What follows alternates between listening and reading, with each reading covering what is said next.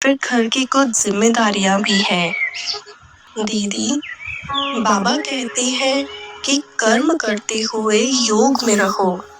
मैं रोज कोशिश करती हूँ योग करने की, लेकिन ऑफिस का इतना सारा काम रहता है। फिर घर की कुछ जिम्मेदारियां भी हैं। शरीर एकदम थक जाता है। ऐसे में योग करना तो दूर, परमात्मा को याद करना भी मुश्किल हो जाता है। क्या कर्म करते हुए भी योग हो सकता है? बिल्कुल सीमा, आजकल की दौड़ती भागती जिंदगी में यही तो सबसे बड़ी चुनौती है। कर्म भी करना है और योग भी निभाना है। असली योग वही है जो कर्म करते हुए भी बना रहे। योग का मतलब है मेरा मन परमात्मा से जुड़ा रहे। कर्म करते हुए अगर हमारा मन परमात्मा में लगा रहे तो वही कर्म योग कहलाता है। पर दीदी, काम करते वक्त तो मन बार बार भटकता है। अगर मैं खाना बना रही हूँ या मीटिंग में हूँ, परमात्मा का ध्यान अपने आप टूट जाता है। तुमने बहुत अच्छी बात बोली। चलो, मैं तुम्हें एक छोटा सा उदाहरण देती हूँ। मान लो, एक माँ रसोई में खाना बना रही है। उसी समय उसका बच्चा कमरे में है, जो हल्के से सिसक रहा है। अब माँ भले ही हाथ से सब्जी काट रही है, लेकिन उसका पूरा ध्यान बराबर उस बच्चे पर है। उसका शरीर रसोई में काम कर रहा है, पर मन जुड़ा है बच्चे से।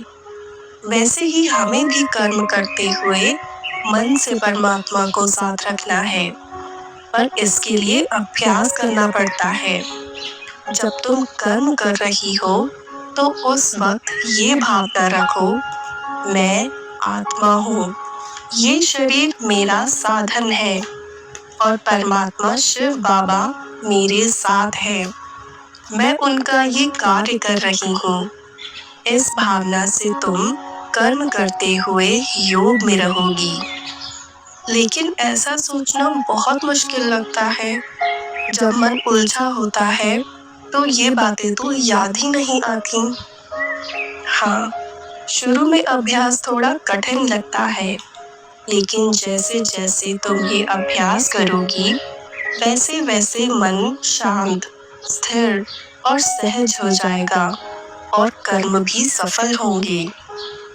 मैं शुरुआत कहाँ से करूँ दीदी? दिन में थोड़ी थोड़ी देर के लिए स्टॉप, चेक एंड चेंज करो।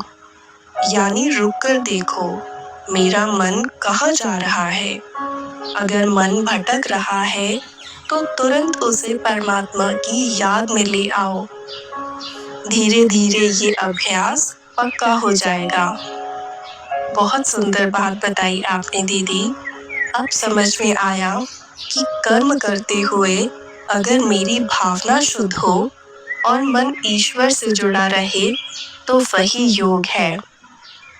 बिल्कुल सीमा, तुम्हें हर कर्म में पवित्र, ईश्वर का साथ, सेवा की भावना रखनी है।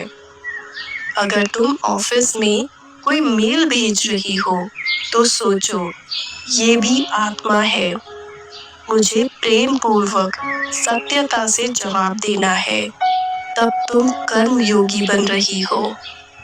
दीदी, आज पहली बार समझ में आया कि कर्म करते योग करना कोई पूजा पाठ नहीं, बल्कि जीवन जीने की कला है। यही तो राजयोग है। व्यस्त रहते हुए भी संयम में रहना, कर्म करते हुए भी परमात्मा को याद रखना, यही जीवन की सबसे बड़ी सिद्धि है। ओम शांति।